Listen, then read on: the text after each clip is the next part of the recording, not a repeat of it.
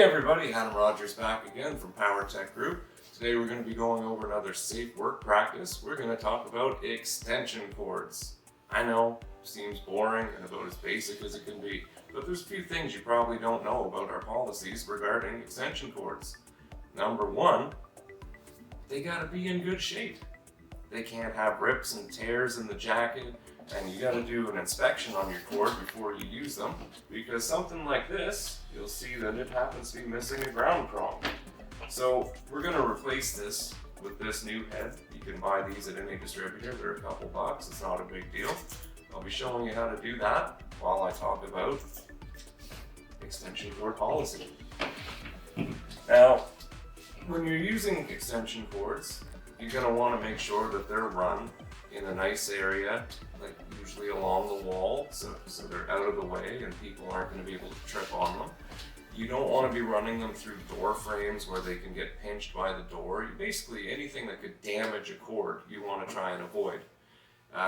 There's certain things where if you're running extension cords overhead, you have to identify that with proper signage. And in the cases of doing it at, say, like a high-rise building where there might be machinery or things running underneath the cords, you would have to have someone make the operators of that equipment aware of the potential danger up above their heads.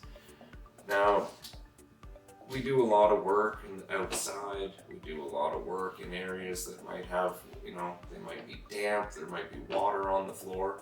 And in any case that we're doing that, our extension cords are going to have to be connected to a GFI receptacle, or we also have another device that I can probably show you later. It's a GFI cheater.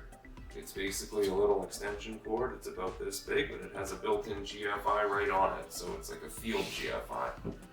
So in the event that you're running extension cords and they kind of have to go right through the middle of high traffic areas and you can't run them along the wall, what you should do normally is you should build a little thing.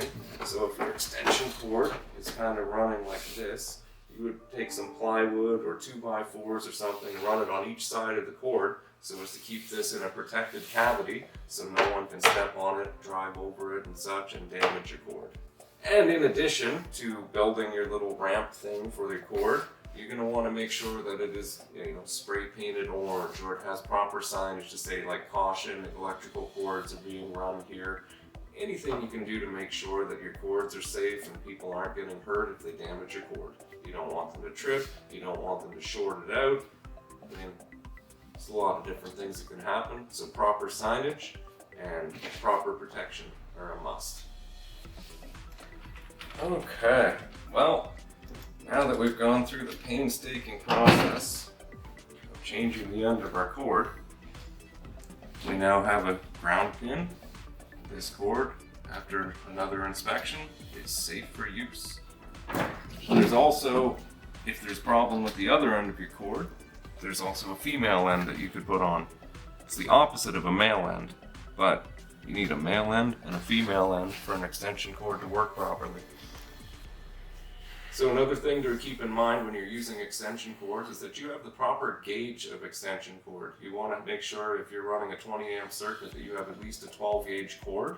If you're running a 30 amp circuit, well, you're going to want to have at least a 10 gauge cord. So you can't just grab whatever cheap one you find somewhere and make it work. It has to be properly sized for the task at hand. Now, it is the supervisor and management's responsibility to ensure that you have the right size cords. You just need to bring it to their attention that you don't have it, and they will certainly provide it for you. Because as a worker, you have to make sure you're also doing everything as safely as possible with the correct equipment. Now, thank you very much for watching this video.